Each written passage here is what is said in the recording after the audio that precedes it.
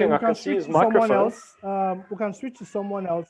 Perfect. All right. Then we go to Anidi. We'll move on to you next.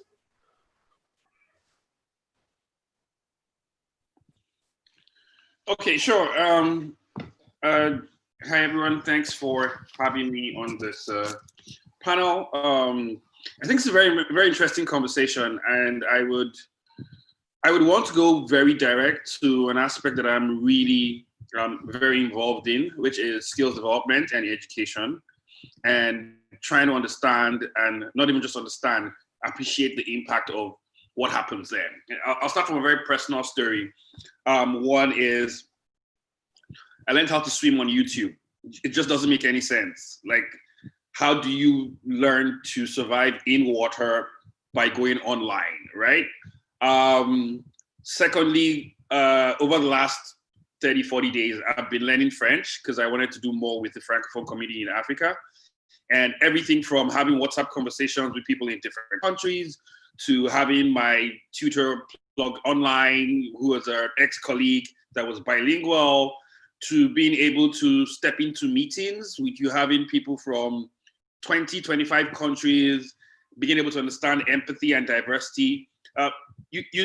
From a point of privilege, it's easy to take all these things for granted. And for the fact that, oh yes, I mean, personally working at Google, we have people spread across roughly 140 countries, if not every country of the world, right? And you're able to coordinate and do so much without necessarily, being in the same place. Yeah, you could have infrastructure, offices and buildings, but the truth is, even when COVID sort of like really escalated, we already were ready for the future of work. Like it came naturally to the fact that, we just have to send emails and then we have to chat and we have to ask people stuff.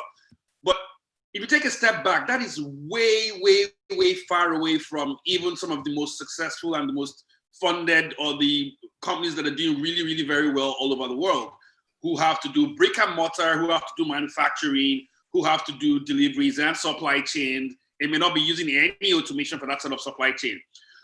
And then seeing how fast the world and how fast these companies had to sort of flip the way they did business so that they could continue doing business. And many of them have done an amazing job in just taking advantage of infrastructure, whatever infrastructure is available, and then, delivering services and trying to keep the lights on and continuously deliver services to people. So broadband is that infrastructure. It's now a utility. It's no longer a necessity or some sort of a facility. It's like how you would think of, I don't know, in my opinion, air, electricity, sunlight. It is not this fancy addition or thing that you need to add to maybe your dumb device or whatever. You literally are cut off from the world if you don't have a very clear broadband infrastructure and a very clear strategy to grow your broadband. So bringing this home, we're in a point where for education to be reasonable, to be impactful, 10 million out of school children in Nigeria, I was positing on a committee that I'm part of. It is impossible to build the number of classrooms, brick and mortar, that will be required in Nigeria to school 10 million children. If you put in all the other factors, which I don't want to talk about here, because that's not the reason why we're here, it becomes more impossible than it is already impossible to build enough classrooms, high quality, right? If you take it a step further, if you needed to equip people, because education is so basic. I tell people that oftentimes when I'm having conversations, and even when people like profile me and like, oh, you speak decent English, or you don't get your tenses wrong, are you really from Africa and stuff like that? The thing is, I don't know how much, well, maybe exposure, yes, but sometimes when I get confused, even with my tenses, I'm going back to what I learned in primary school or grade school or in nursery school for ease, when to pluralize and when to singularize.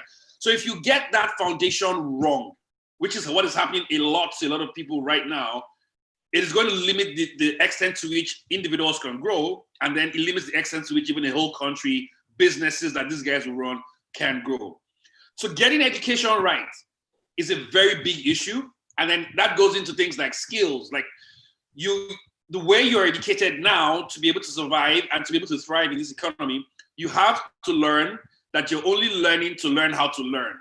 And it sounds like some mnemonic thing, but that is huge for you to understand that the only thing you're really, really learning right now is the ability to learn the thing that will come out tomorrow that nobody knows or you have to discover, or that when somebody else discovers, you have to jump on and learn.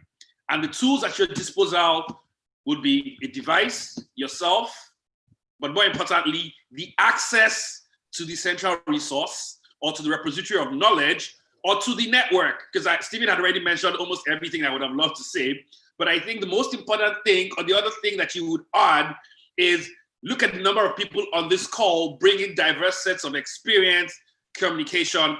And we literally, in our daily life, in today, we can switch between 6 or 7 of these calls internally, externally, and participating in things that are not necessarily but ultimately, the fact that we are connected to the web or to the internet, to the cloud, gives us this ability to switch teams, switch companies, switch knowledge repositories, and learn a lot. I feel very, I would say, hurt that this sort of utility, this sort of access is not democratic, it's not for everybody. And I think the focus and the conversation around broadband, and at Google, we like to put it under 3 pillars. There's the access, there's the content, and there's the education. And you have to try as much as possible to do that. You're talking about how can you do it in Africa and how can you do it in entertainment? Well, if you don't bring African entertainment on Netflix or on YouTube, you're going to lose a lot of revenue, right?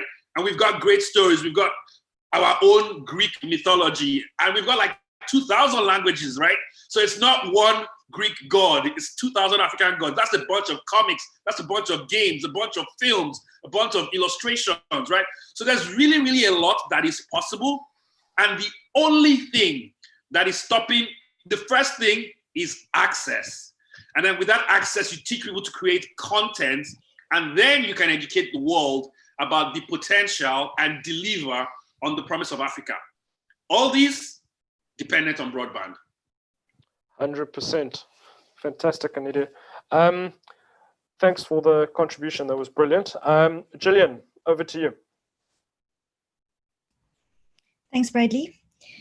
Yeah, I think I vehemently agree with the previous speaker, because I work in the entertainment industry. I've been doing this for quite some time. I actually trained as a digital IP lawyer. So I specifically work with digital copyrights. And at the moment, I'm working with a music streaming service called Music Time, which has launched in Nigeria in partnership with MTN. So for me, what's interesting is how broadband is changing my industry, because if only people had access to broadband more directly across the continent, and we've obviously launched in 7 other territories as well, then partnerships with telco partners wouldn't be as critical. And for us, the partnership with MTN is critical. The service comes bundled with data to reassure a user that they'll get the data access they need, and that they will get no bill shock at the end of the month. It's one of the USPs of our product, but it shouldn't need to be that way. There should be a broadband access that that everyone should have an equal access. I have to agree with that point. But for now, this focus on mobile data is so important in launching our product. So there's no question about the agreement with that same sentiment. Opening up broadband across the continent would open up the content industry. It's that simple. So in the music industry at the moment on the continent, music streaming services are not prioritized by the artists, because it's not where they're making their money at all. They're making money on live, which of course COVID has totally taken away that source of income. It is really tragic to see how artists are struggling without the live industry, and merchandise also a huge part of revenue that has disappeared with COVID.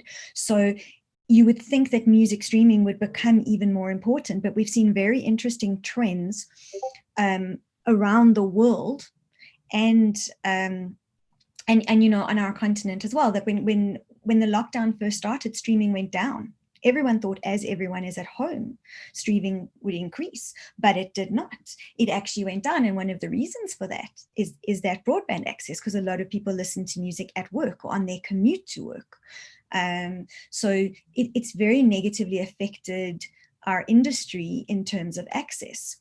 Looking at it from a different perspective, as a human and as a worker bee, the adjustments we've had to make in our company throughout this lockdown. So obviously I live in South Africa, in case I did not say that. I live in Johannesburg, and I haven't been into my office in 3 months. And in fact, we now have let go of our office because there's just no point paying rent when we don't know when we'll be able to get back into that office. And we're very lucky to live in a country where broadband access is quite simple. Myself, I have a 100 meg fiber line at home. I could work anywhere. Working from home, on a human level, I feel the isolation of it, but on a work level, in fact, our productivity has increased because of the focus of being at home with fewer distractions and being in the office. But many members of our team are not so lucky. They don't have broadband, and it's much more difficult for them, even living in Johannesburg, which is supposed to be aligned, but is absolutely unequal, for different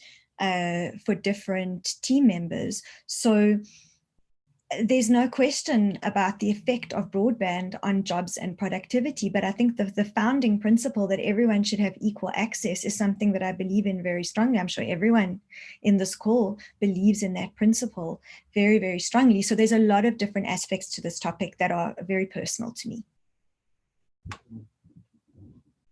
Fantastic, Jill. Thanks so much. And then lastly, in terms of the introductions, Sean, if we can hand over to you.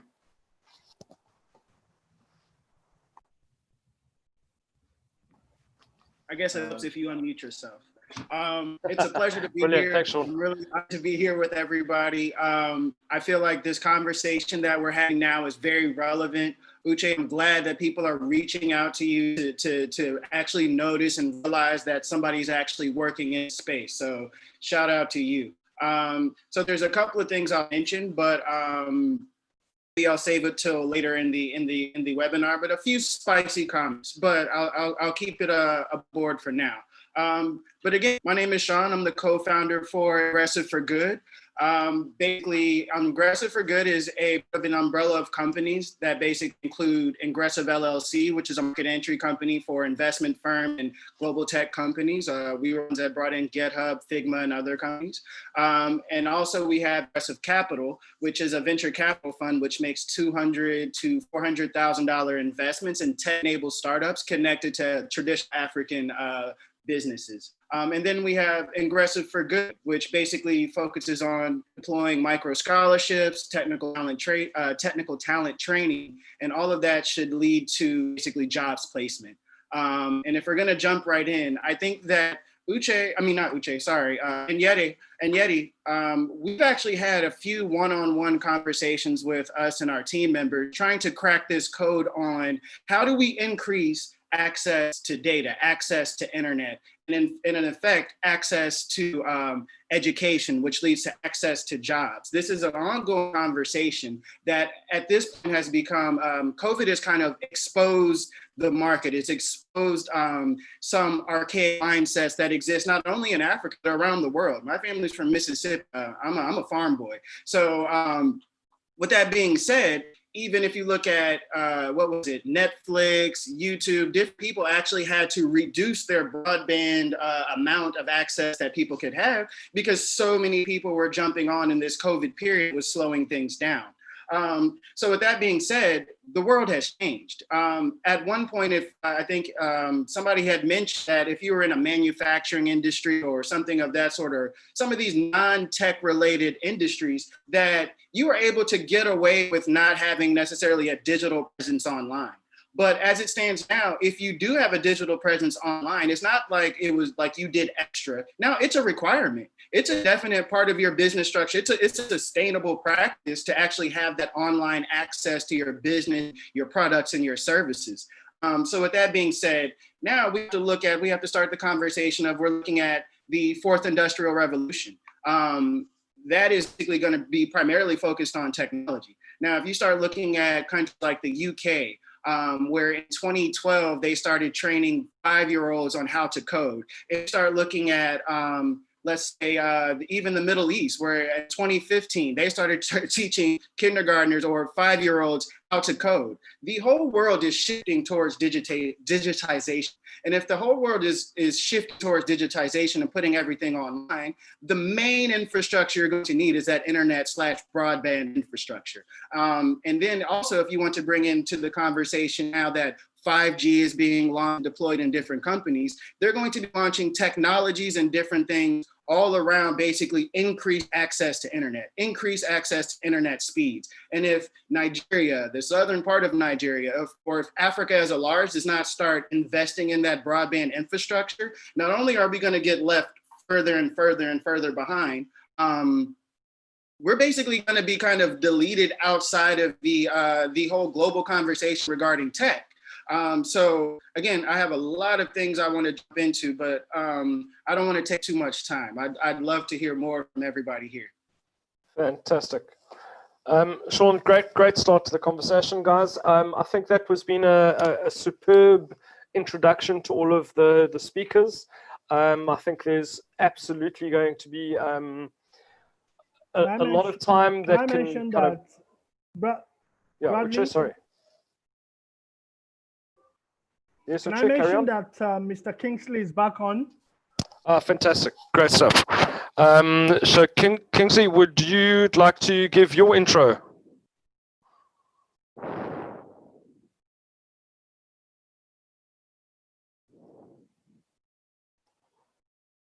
Kingsley?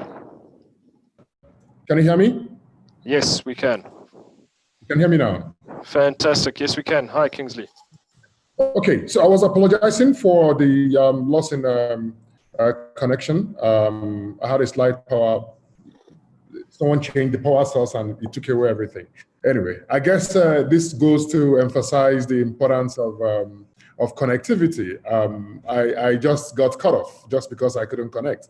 That explains the importance of this conversation we're having as relates to broadband and what we have come to know as a new normal. Most of the things that have been said by most of the guys that have spoken are actually some of the things I've noted down here. But trying to summarize, as part of my intro, is that broadband connectivity is no longer a nice to have. It's as mandatory, as compulsory, as important as I would say electricity. Anything you're planning today and you don't have it, incorporated in any kind of business, even in manufacturing, you are certainly, not planning to succeed. Now, post COVID-19, the pandemic is essentially, bringing down all the economic boundaries that we used to know, such as geography, time, language, culture.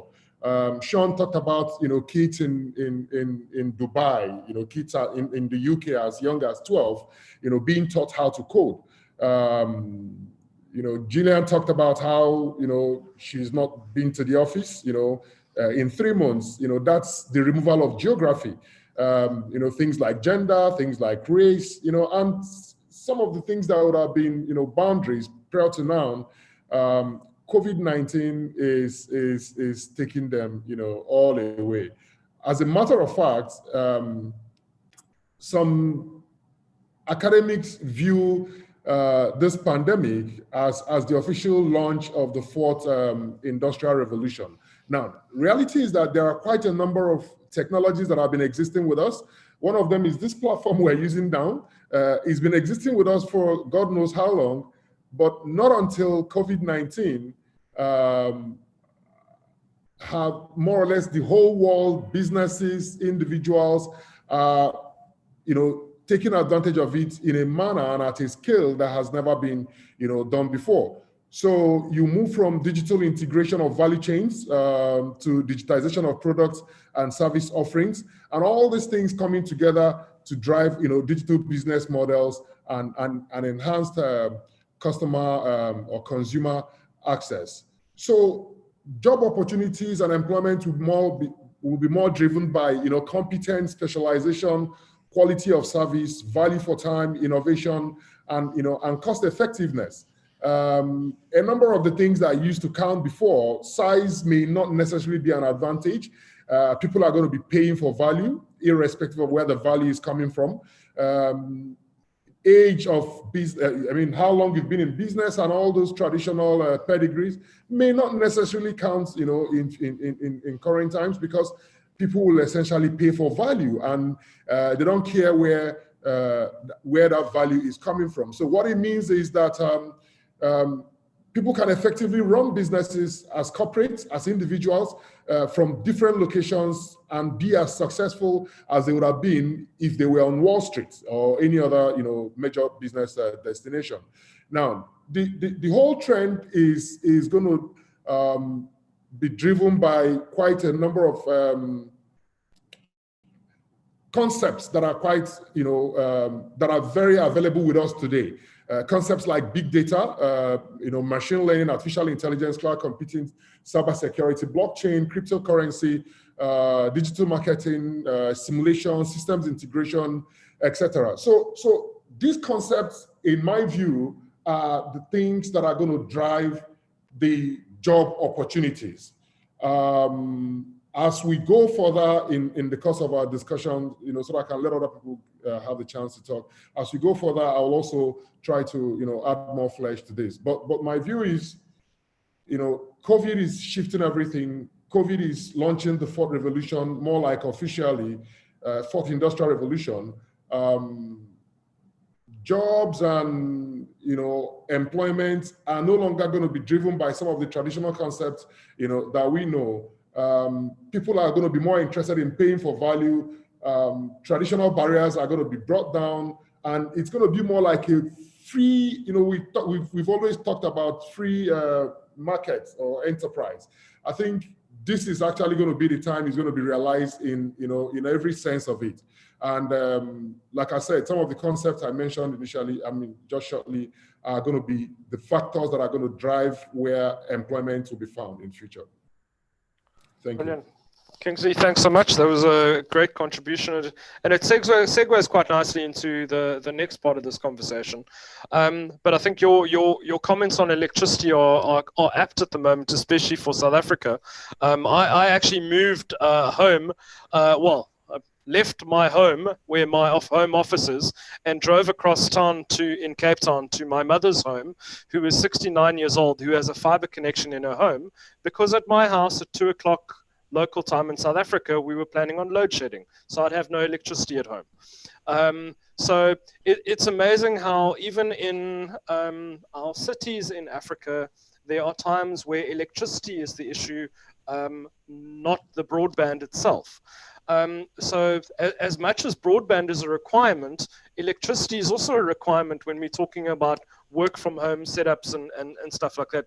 So I think it's a great segue in terms of kind of in each of your specific industries, verticals, what is the current job situation, and where do you see that moving into the future, considering we're talking about COVID-19 now, but what does that mean for the future of jobs in your specific environment? So again, let's start off with Stephen, and we'll follow the same order. Kingsley, we're just going to come back to you sooner rather than at the end again. So Stephen, over to you. Great, thank you. Well, I think that's a really good question. At the moment we are seeing that the freelancer sort of nature of working is very much on the rise. The gig economy is growing.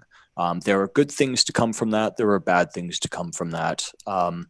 but the responsiveness of the sector is and can be quite resilient with this disaggregated approach to the workforce and to enterprises coming through. And I really, what Kingsley had said about consumers going for value rather than necessarily the big brands and the big names and the heritage and history of a brand really resonates, because new brands are emerging and a new concept of what value is emerging. So I think very much looking to the micro enterprise, the small enterprises, the medium-sized enterprises, and the freelance opportunities of the future, which are obviously probably really shaken up at the moment, and there are fewer supports through COVID-19 crisis for freelancers globally.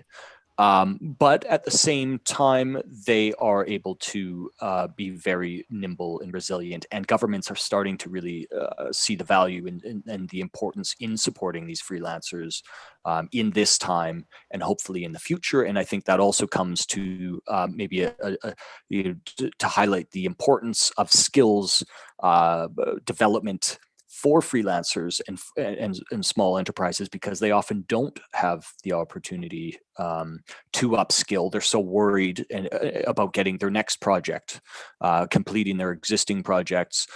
They haven't got the time and space to invest in their own skills. So I think that's another aspect that's really heightened when you talk about digital skills.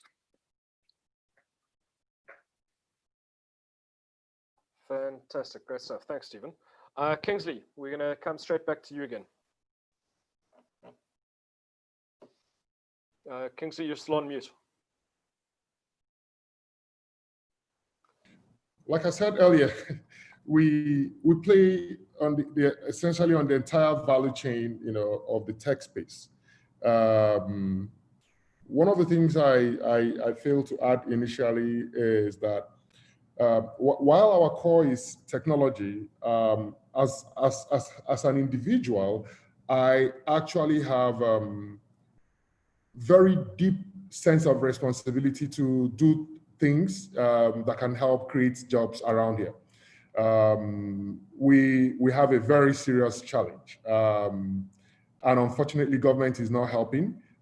People have waited for so long for government to help, and I think increasingly people are beginning to realize that except the private sector, rolls their sleeves and pulls up their boots, a lot will be left undone. So today, we do a lot of work grooming young people in a manner that can help them become useful to themselves. Now, we put a lot of emphasis on developing them to become independent, to develop their entrepreneurial abilities and try their hands on things. Coming from a country where there is almost like a blueprint or a template where it's expected that you leave school and then you go look for a job and then you get a job, and we're trying to change that for these young kids to begin to have a different kind of mindset. So I leave school, I get whatever opportunity for internship, I learn how things are done, and I begin to think about what I can develop by myself. Now, looking at it from that perspective, we see opportunities along the entire value chain of the tech space. But most importantly, some of the new trends that are coming up now. Like I mentioned before, the big data, machine learning, artificial intelligence, cloud computing. Today, we spend a lot of time and resources training some of the young people we have on some of these concepts. We've realized two things. One is that, the moment they pick up the right skills, it becomes a lot easier for them to make their choice as to what they want to do. A good number of them will still love to get into paid employment, and it becomes very easy for them to get into paid employment before the moment they get the skills. A good number of them also are interested in trying out their hands on entrepreneurship and, maybe seeing if there's a concept they can take to the market that the market will accept. We also provide support to those of them who have such an entrepreneurial interest. However, if I'm to break it, in segments, so that it can be better comprehended, we see job opportunities in the area of construction of networks. So the actual infrastructure itself. We also see indirect jobs, coming through the incremental employment generated by businesses that will sell goods and services, to the people who are involved in the infrastructure part of technology. Now, if you move away from the infrastructure and get to the soft part of it, application development and all that, there are a lot of opportunities in coding. People who want to become freelance, freelancers are increasingly getting a lot of attention. There was a time few banks in Nigeria would be interested in giving a 20-year-old a chance, to play around with whatever idea he has in the bank's environment. But those things have changed today. The average bank in Nigeria is ready to listen to a very young guy who has a good idea. They are even going to go far to support that young person by giving them an opportunity or a chance to either sell an idea or support some of their systems. So if you also get away from the freelance space, there's also a huge opportunity for outsourcing. One of our major revenue stream today is that some of those guys who train are being taken over, by banks, by telcos. The banks and telcos are also careful about how they plan their, how they resource their teams today. Most of them are not really interested in, taking full responsibility for the resources. So they will rather, go for more outsourced model where, we give them the resources, of course, and they pay a fee for it, on a monthly basis. So that's the way we're looking at it. We think the tech space is still very, very lucky, I would say, because even in building out the broadband, 5G is quite new. The 5G business is what's, hundreds of billions of dollars. When you break this thing down, some components of it are going to still come down to, to the young guys we work with down here, because, every country will eventually go the 5G way. So on the infrastructure side, on the software, on the application side, on the consulting side, and so on, we actually see huge opportunities for jobs in our space. Fantastic. Thank you. Thanks, Kingsley. Anidi, over to you.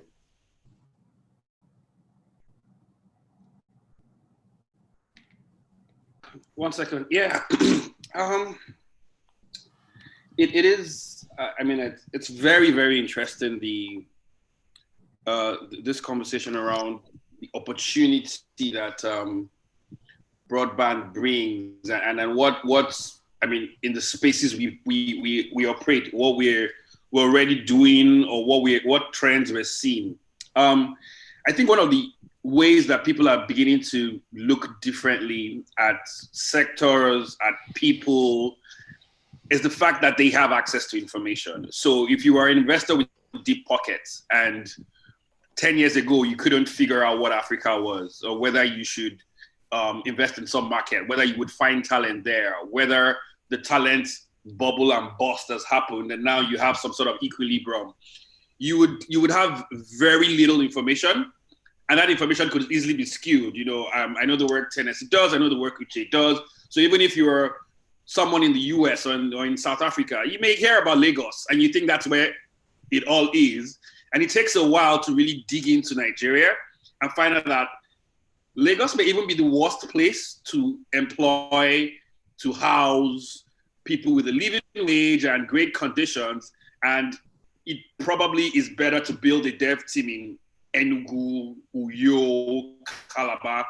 And then we're beginning to see the people in those cities begin to understand that when you get out of school, maybe Anyedi did it, maybe, Kingsley did it, took a bag, and maybe Emeka did it, headed to Lagos and said, we die here. We are not coming back from Lagos without anything. But that's not how it is today. Today, people realize that if I'm stuck in Calabar, if I'm stuck in Port Elizabeth, in Mpumalanga, if I'm stuck in Nairobi, wherever I am, I just need to find data, right? I need someone to get me a bundle. I even need the guy in Lagos or in the first tier city to realize that I'm in that other city with a lot of latitude and a lot of space and enough time to think.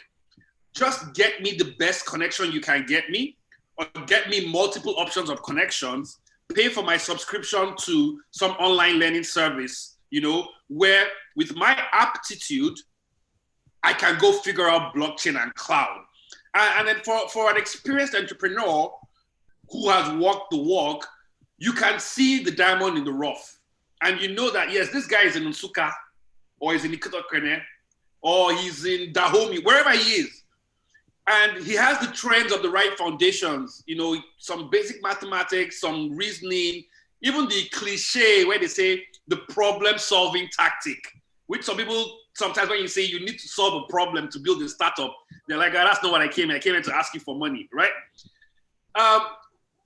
When you see that DNA in anybody, irrespective of where the person is, then you can invest. My specific role is leading the Google Developer Groups program in Africa or in Sub-Saharan Africa. This is 160 groups and another 100 clubs in universities who are spread across about 38 countries. And for instance, in Nigeria, we are in every single state in Nigeria. Now, where we are in those countries, we're not the only one. It's an ecosystem. So Google comes, says they do a GDG, and to do a GDG event, you need to go to Genesis Tech Hub and ask for sponsorship. Then you need to reach out to somebody else to be a speaker. So it is an ecosystem in the true sense of the word. And I like to talk about it being as community as a service. One person comes maybe for their own personal gain and builds a community to deploy their products and platforms. And then another entity can be an institution or a service provider or an NGO or an enterprise that is serving other enterprises. And you're looking for a bunch of 25 young men and women, 100 people who have just the requisite amount of residual knowledge to start learning what you want them to learn for the future. And then you go and you find this ecosystem. Or sometimes you're completely unaware. And then someone like Uche and Niche, who knows how to find people, comes to you and say, I am StartupSouth. And you look at this one guy and like, how can you be StartupSouth? You're just one man. And then he opens his network and you find out that he knows everybody and there's like 2,000 people and he's connected to these. And if you want to go up the value chain, he knows who knows someone. He's one hop away from an email or an SMS or just a cold introduction. And then if you say, yes, but when I go to these guys and the telcos and they ask me, okay, we want to build some custom apps. We want to build some games. We want some ringtones on our platform. We want some value-added services that help us provide medical information for young pregnant women to know about how to manage their antenatal and immunization with their children, whatever. Then you look the other direction and it says, oh, there's a community in Aba led by this guy called Daniel, or you led by this. And then you just realize that all of a sudden, the kind of facilitation that is possible now was never possible before. So you really need to just take a step back, whether you're a businessman, whether you're a philanthropist, whether you're an investor, and decide to do what I want to do. I need information. And I will find that information. I give one example. I was in Addis Ababa, I think last year, and I was just fascinated about Ethiopia. Like, a lot of people paint Africa with one brush, or Sub-Saharan Africa with one brush. I'm sure Bradley must be tired of hearing what people don't know and know about South Africa and whether it's really in Africa and all that. But I was in Ethiopia and it was a very simple conversation. I'm just trying to show the power of access to information. It was a simple conversation. I'll give 2 examples just to bring it home. I was like, I think Ethiopia has 100 million people, or is it 200 million people? And I just wanted to have a conversation of, is Ethiopia the second or the third largest country in Africa? And while we were just having, I was like, no, it's second, it's third. I think it's bigger than Egypt, Nigeria. Someone pulled out a phone, did a Google search, came up with a Wikipedia article, and we started reading. And then we started finding about their clocks and their season and the Orthodox Christianity. And as all this was happening, I took a step back and I said, I grew up in a house where my father was a lecturer, a university professor. My mother was a school principal, a teacher. And we had Encyclopedia Britannica. That was, now people have Range Rovers. Some of us still hold on to the Encyclopedia Britannica and say, this is our claim to fame, right? And you know how hard it would be to find that information. It would take some time. You can't just say, what is the third most populous country in the world? And then you would get it. The second one is the kind of arguments sometimes we find, like, in Google, sometimes we say in Africa, a lot of people are on social, but they're not on the internet. So two young guys may be having a discussion in a bar or a viewing center, and they say, Liverpool or Chelsea, who won last night? And there's got to be a heated argument. And then somebody whips out a phone, and unfortunately for us, instead of searching, he pings a third guy on like WhatsApp to say, this guy knows football. He should be able to tell us the scores. So it is, these kind of things do happen.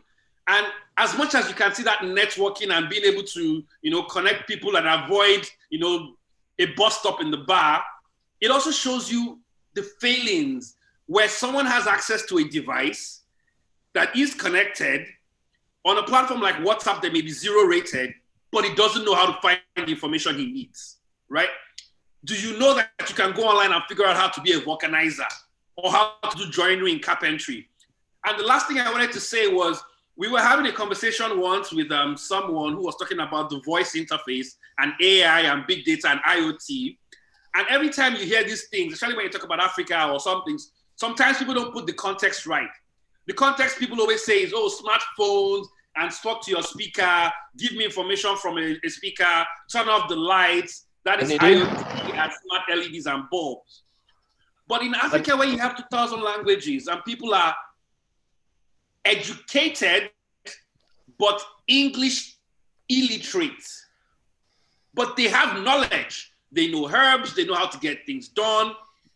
The ability for someone to say in Igbo or broken English or Yoruba to his or her phone and say, Niboli Maori loan, where can I find a loan? Where could we find a loan without collapse? And the phone can answer back and say, go to this place. If there are 50 banks that give out loans or they are lenders, and just one bank has a translation service that can help the average Igbo trader or can help the average broken English, pidgin English, Creole speaker to talk to a $20 device and get a response and get access to a loan to do a bit of business, that is a huge differentiator between that bank and the 49 others. Anita, I'm gonna have to stop you there. We need to move on to our other speakers and still get some time for Q&A. Thank you so much. That's a passionate contribution for sure. Jill, over to you.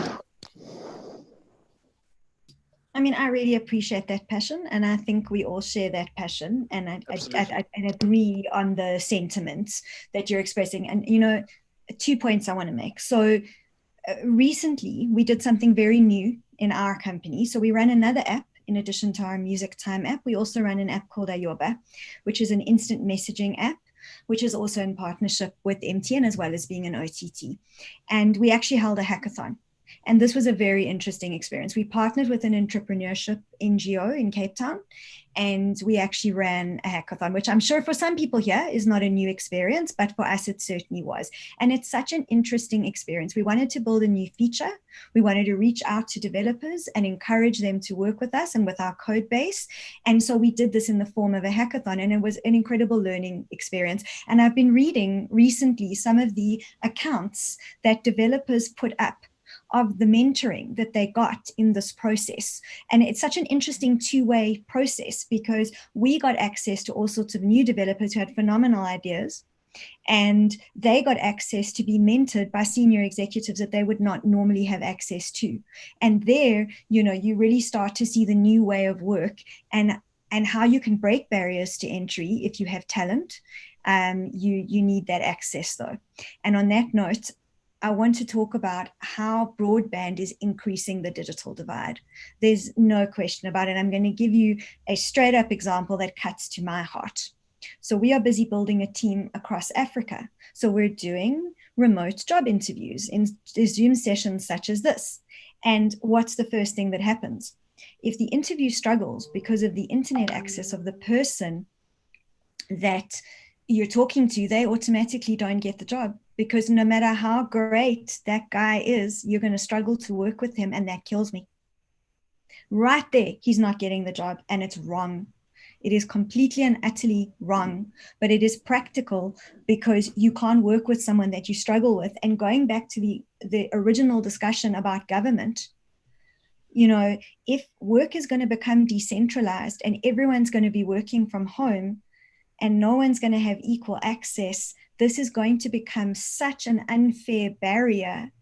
And you see it every day, and it's something I feel very passionate about.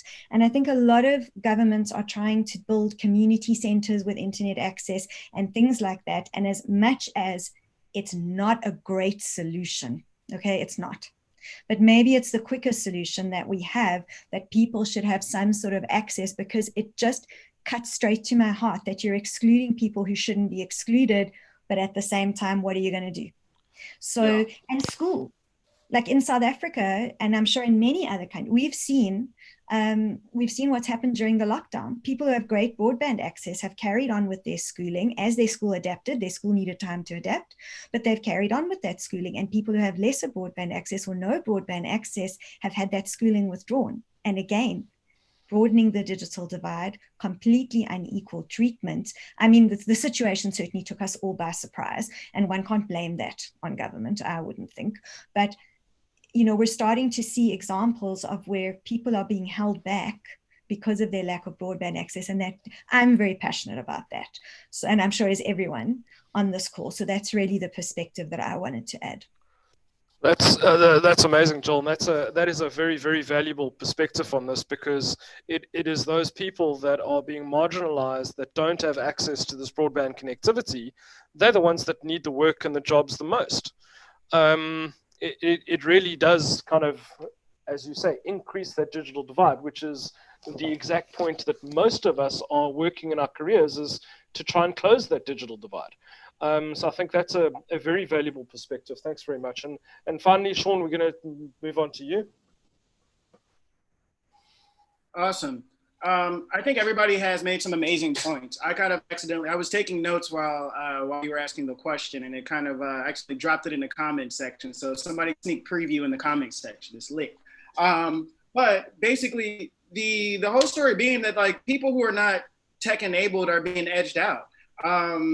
Their pay is being increasingly dependent upon tech companies creating solutions, or people will be marginalized. If you have to look at your Gokadas, you have to look at your OPAs, you have to look at how these companies have kind of changed how technology is impacting the job market, and it's actually going down to those who need it the most. But now imagine that if you're an Okada rider and you don't have a smartphone, if you're an Okada rider and you cannot access data, technically you're going to be basically wiped out of the system, because now everybody's looking at it as like, I can just order this thing from my phone and it comes up and pops up at my house and picks me up. It's far more convenient. It solved the problem. And now when it comes to, when we do have the opportunity to celebrate African companies, Nigerian companies that are solving problems that we have, it's really sad to see that a lot of the people who could benefit most from it cannot participate. And again, that speaks to what Joe was saying with the broadband divide. We also really need to realize that the world is becoming more digitized. There are more people online. I am talking to very interesting people who have nothing to do with the tech community. And they're talking about, basically, they're trying to learn how to code. I'm talking about lawyers, just random people that are basically trying to figure out how do they connect to this, how do they understand the tech ecosystem? How do they participate in the tech ecosystem? So that being said, the necessary skill sets to enter at the entry level, the bar has been raised. Now you can't get by with a basic understanding of one small portion of thing. You have to understand the entire process, because now you're not in a position where you can kind of use words that people don't use fancy talk and different things to kind of confuse people and talk your way into a position. Now people are more aware of what it looks like. Now when you say I code in Python, some random person that you would never expect in HR is going to be able to say, oh, well, what can you do? What have you done before? Can you show me your code? So these are the experiences that I'm hearing from my community. And when I say my community, this is a community of 10,000 developers in Ghana, Nigeria, South Africa, Rwanda, and Kenya that are all experiencing kind of like similar problems where the skill sets that they had before that they were able to kind of be able to brag about now don't have as much meaning. And different things like that. So now to bridge that gap, well, let me just dive a little bit more back into that.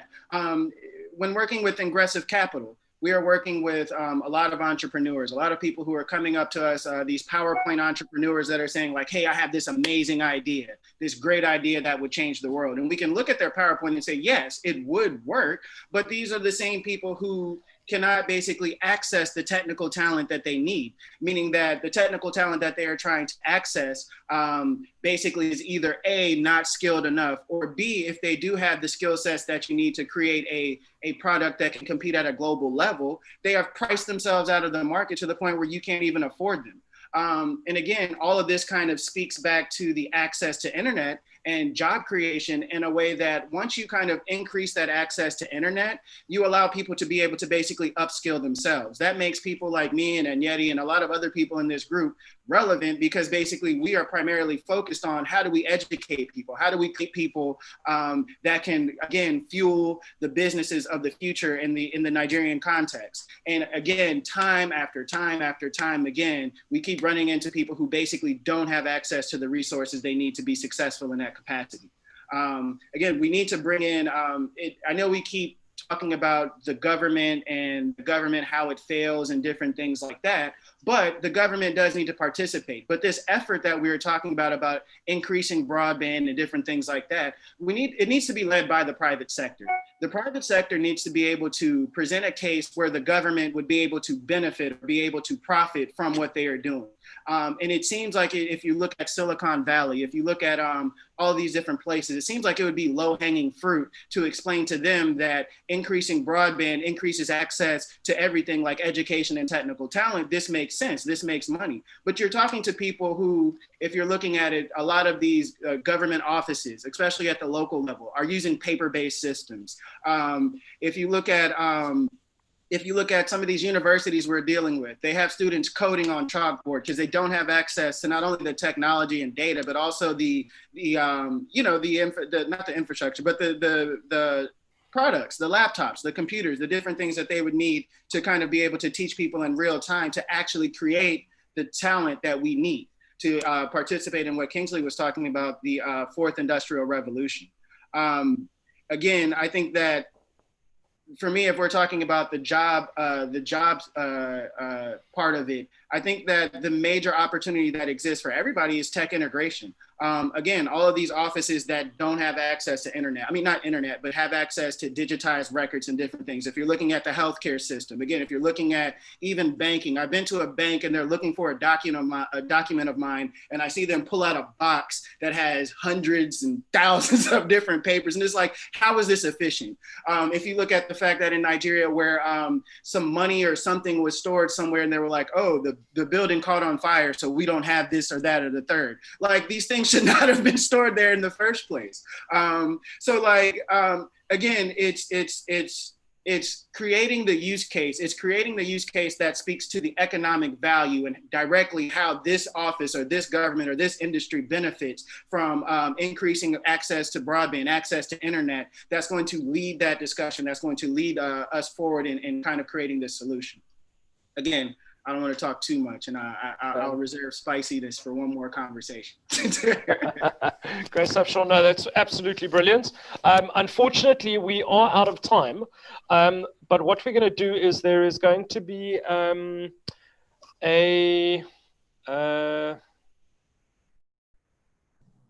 Yes, sir. A poll, Bradley, we sorry, can a have poll, that's the word. Which, there you go, over to you. So, well, there's going to be a poll now, and then we're going to move into Q&A for a couple of minutes, and then we'll call it close. But, Uche, over to you to introduce the poll. Exactly. So I'd just like to run this poll, and then I'll just use a few seconds to thank to get in the Q&A. And Ifani is on standby. He's been collating all the questions that people asked on the group. So he's going to share his screen, and then we can read out the questions from there. Great stuff, Uche. So the poll is on. So we can, in 30 seconds, we'll be done with the poll.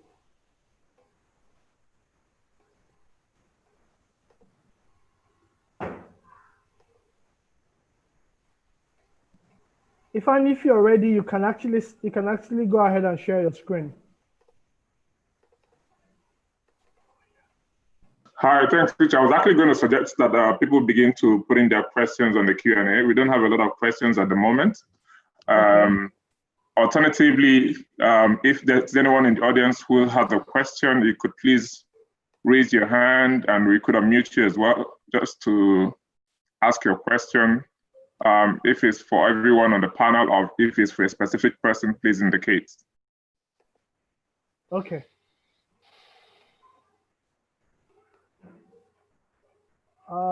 Sorry, I don't know what happened. Did you see the result of the poll? Can you see the result of the poll? No. I'm not sure I understand what happened just now. So, okay. So there's been a glitch with this. So if you have questions like Ifani suggested,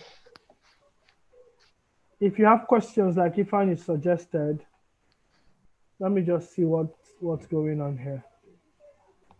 One question I saw was somebody asked, what effect does will broadband have on the agriculture sector? Yeah, I saw that question as well. I would like to, speak on that question from a completely different perspective, if I can have the floor. We are yours. Go ahead, Kingsley. Absolutely. No, as we have this discussion, one of the things that comes out very strongly is how big cities is becoming very unpopular. The concept of big cities. I live in Lagos. I live in New York. In fact, recently I read a very savage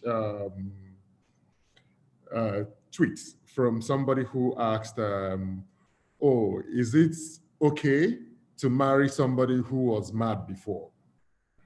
And some other person tweeted, but people still marry Lagosians. I mean, it's a simple way of saying everybody is mad in Lagos. I mean, but that's what you get in every big city. Now, the experiment we're doing in Enugu, it's quite, it's very, very revealing. It reveals the fact that, there is the distribution of human capital is actually a lot more concentrated outside those big cities. The big cities eventually get the people, people who get trained and they become super and all that.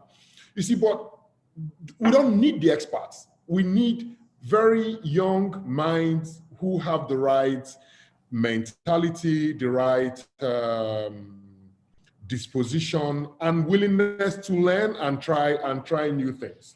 Now, with that in mind, we have seen how very young guys who join our team with very little or no experience call them superstars in a very short while. Increasingly, we also are beginning to see programmers come up and say, hey, why can't we do agriculture?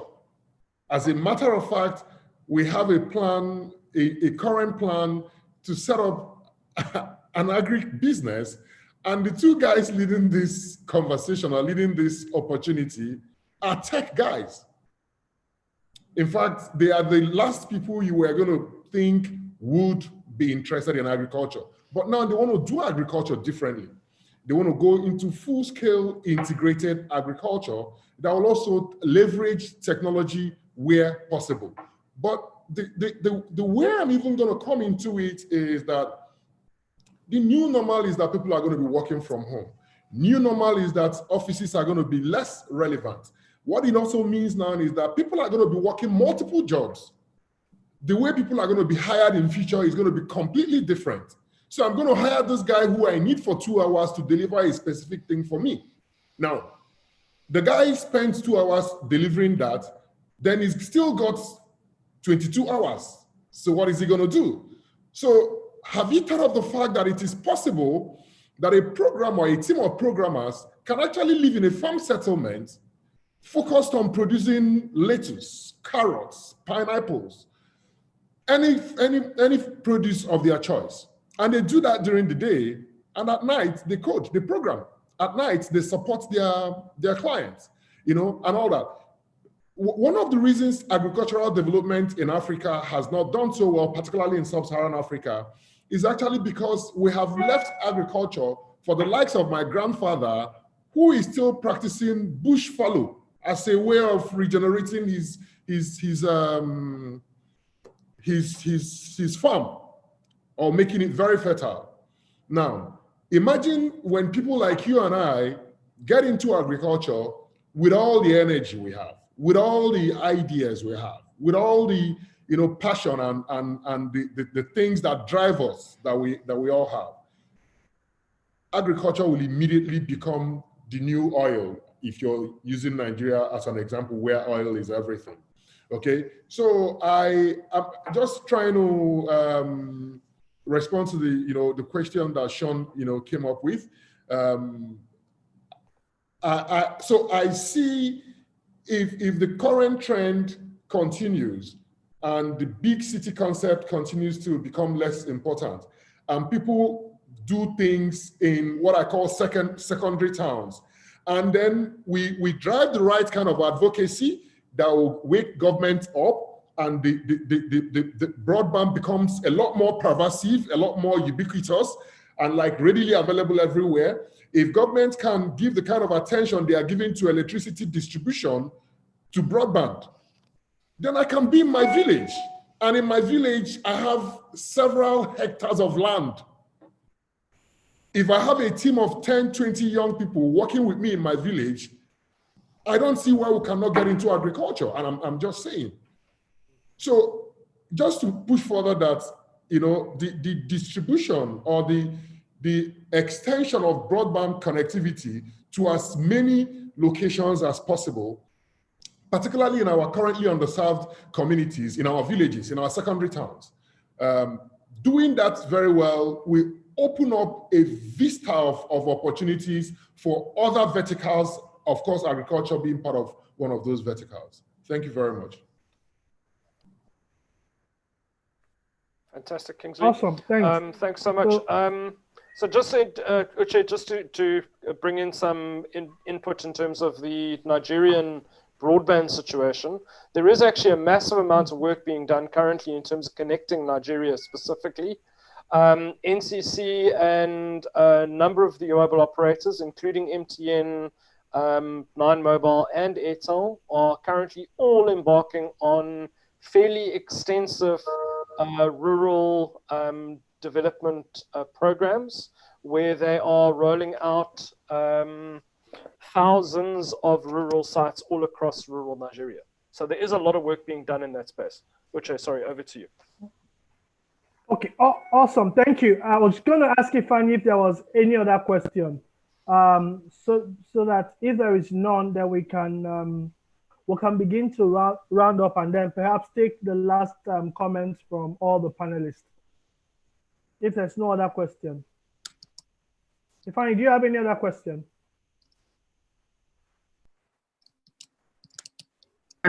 Yes, Richard. There are a couple of questions that I saw there on the chat in the chat room. I'll just read them out now that I have the floor. Okay, go on. Instead of presenting, just two of them. The first one from Ike Uche says, anyone aware of startups, businesses working on innovation in the broadband or telecom space? So that's the first one. Not to any particular person, not to any specific panelists. So anyone could respond to that. So let me take it again. Anyone aware of startups, businesses working on innovation in the broadband or telecom space? The second one from Tahir Hussein Kasim says, how do we ensure that the rural areas get connected where the government do not seem to be very concerned about, which I think Bradley may have addressed already in his last remark just now. So maybe let's take the first one that says, anyone aware of startup businesses working on innovation in the broadband or telecom space? So I can take that because I work in the kind of telecoms infrastructure space. So we're quite aware of what's happening in that space. Yes, there are a couple of startups that are working in the space to connect more people across various technologies. They're the likes of Africa Mobile Networks, who is a business based in Milton Keynes in the UK. They are working with MTN and Orange currently, rolling out rural infrastructure into remote and rural places in currently Zambia, Cote d'Ivoire, Cameroon, Nigeria, Ghana, Senegal, Burkina Faso, and Gambia, I think, are the countries that they're working in.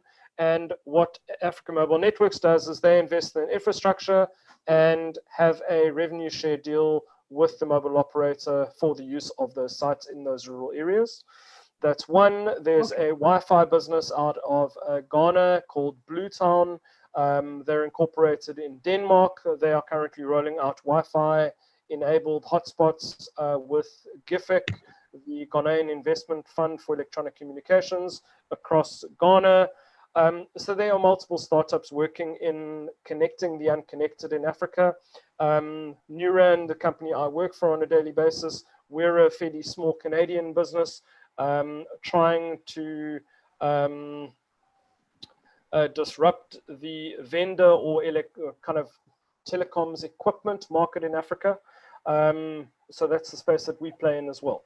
So that's just some of the examples in terms of startups that are working in the African telecom space. Awesome. Brilliant. Back to you, Che. So, okay, thank you, everyone. Thank you, Bradley. I think that I would like to just thank the people that make this possible, and then I'm going to turn over the microphone to all the panelists, starting from Gillian, but just 1 minute. I'd just like you to say your last words as we round up the session. So just permit me to thank Signal Alliance, permit me to thank those guys at zip.com.ng, Veraki, Tech Economy, Tennessee, which is the company that Mr. Kingsley leads. Thank you, Mr. Kingsley, for supporting this as well. And then Oluwaka Institute. Thank you guys for supporting us. So I'd just like to ask everyone, all the panelists, what would be your last thought? And as you speak to that, I like to hear you talk about specifically, do you think that African young people, especially Nigeria, are ready for the type of job that's going to be available post-COVID? You know, the type of jobs that are going to be open. Because Mr. Kingsley, when we were speaking yesterday during the dry run, you mentioned how you have had to shut down one of the facilities you use as office in Lagos because you want everybody to work from home. Do you think that, and I think it was Gillian who also mentioned that productivity has increased since the lockdown. Do you think that Africa is ready for this, basically? So maybe you should just use that in closing and share your last thoughts.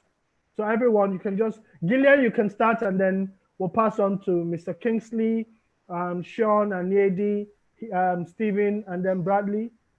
You go last.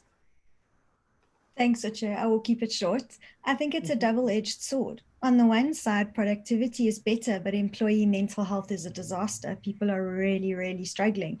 And how do you onboard new team members? How do you mentor people on Zoom? I mean, thank heavens for these technologies, but they're not the same as being in person with someone. So I think the companies are going to have to transform. We're going to have to get better at how we talk to our employees, how we look after our employees, how we bring them together, and how we find junior team members and bring them in. Because of course, the more experienced you are at work, the easier it is to adapt to this. So I think we're looking at a whole new wave of, for lack of a better word, HR. I think we're looking at a whole new wave, because I think there are advantages and then there are the disadvantages. And on that note, I want to say thank you very much for including me in the panel. It's great to be in the presence of such passionate speakers. I think it's obvious that we're all committed to doing whatever we can to lessen this divide and broaden the experience that we have. So it's been a great opportunity. Thank you.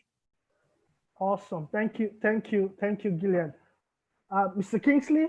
Okay, Uche, I would like to look at readiness, from two standpoints. One will be infrastructure, because there is certain infrastructure that will support this new way of work or this new way of working. Are we there? The answer is a very, very serious no. Then the other perspective I'd also like to look at the readiness would be, knowledge, capacity. If you want to look at it from the context of the curriculum that we run in our tertiary institutions today, apart from the curriculum, when I was speaking earlier, I made a point about, the mindset of, I want to finish work so I can go work in a bank. The banks are going to be there, but banking will be there, but the banks are going to disappear the way we know them. And the trends are already there. So quite a number of those jobs our people are used to may not be there. And, interestingly, I'm also not sure we're very ready mentally, skill-wise, infrastructure-wise for the new kind of jobs. Now, but the good news is, and this is, talking from experience, the good news is that these young guys are brilliant. They have very strong, very positive disposition, meaning that they give the right attitude and mindset to, the things they need to learn to be ready. I guess where the work now needs to be done is for as many of us as possible in this game to begin to create alternative learning platforms. Maybe in the hubs or in engagements like this, alternative learning platforms that will start pointing these young guys in the new direction, so that they can figure out other sources of knowledge that will be needed by them to ready themselves for the new world. I see a lot of hope in the young kids. The environment might not be ready for what they require, but I think they have the right, brain power, they have the right mentality, and with the right, guidance, they will not be left, behind. And on that note, Uche, I want to thank you immensely. Somebody really has to do this. I don't know where you get the grace or energy for it, but this is not the first of such, programs you're putting together that I've been involved in. I also want to recommit to you that, be sure you have a committed ally here, because what you're doing is good and somebody has to do it. And just to encourage you, keep it up. And same to all the other guys. Thank you very much for being part of this wonderful session. Thank you very much.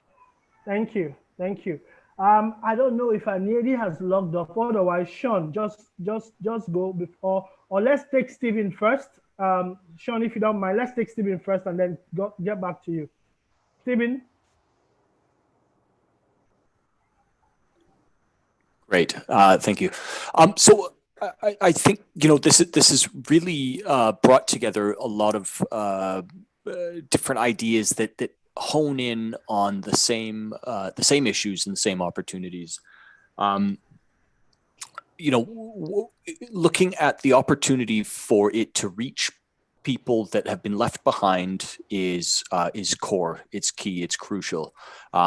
There are people, that will weather the storm. There are people across Africa, across Nigeria, and the world where connectivity is not going to be an issue or as much of an issue, and they will continue to benefit from economic growth and the tech world and 5G. It's really about thinking of the people who are left behind or who are at risk. So the opportunity in rural areas, the opportunities for women and girls, people with disabilities as well, I think is key.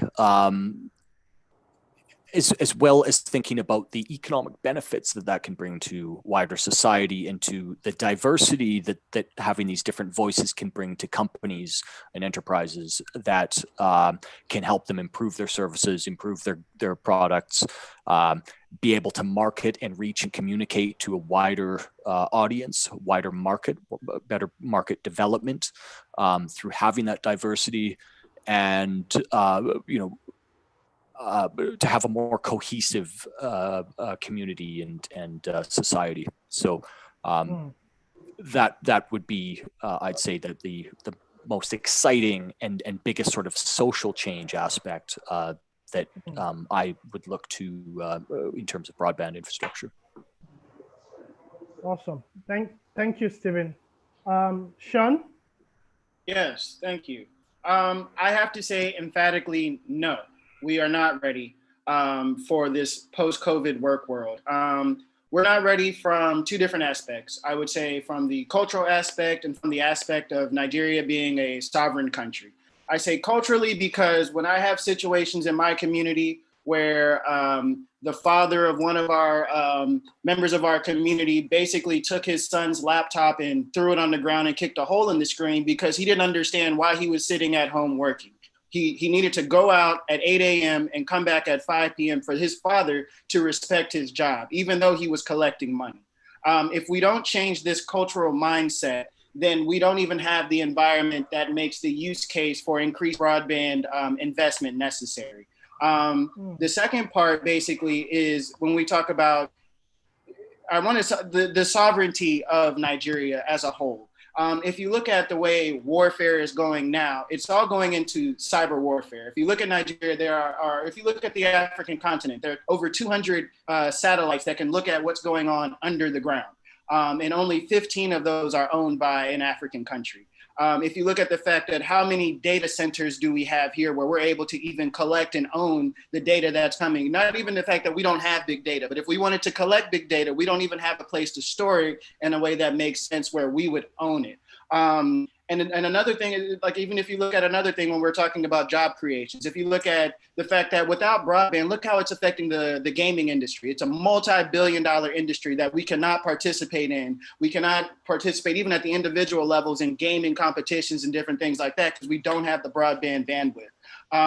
So it's like one of those things where if we're not careful, and this is where I was alluding to with the spiciness of it all, if we're not careful, we're going to see a new transatlantic slave trade 2.0, which is going to lead to more of our efforts, more of our energy being siphoned out of this continent without us being properly compensated for our activities. It is not a do we need broadband or do we need these jobs as a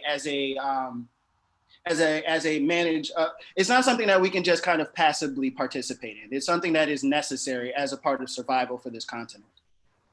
And with that one, awesome. I thank you. I support you. Anything else I can do to help you push this message forward, just let me know. Thank you all the other panelists for coming on here. I appreciate all of your insight. I'll probably be trying to reach out to a few of you here and there to see how we can coordinate and increase the impact of all of our shared efforts. Again, thank you very much. Awesome, thank you. Bradley and Anedi had to step out. So Anedi has another call, and then Bradley needed to leave the call. So I'd like to thank them in absentia, and I'd like to thank all the panelists so very much. We're grateful to you for giving your time and you know, and for the great insights that you've shared on the call today. You know, we look forward to making the report available at the end of the day, and be able to share that across everybody that has participated, and also make it available for people to be able to download on our website. The next startup, somebody talked about power.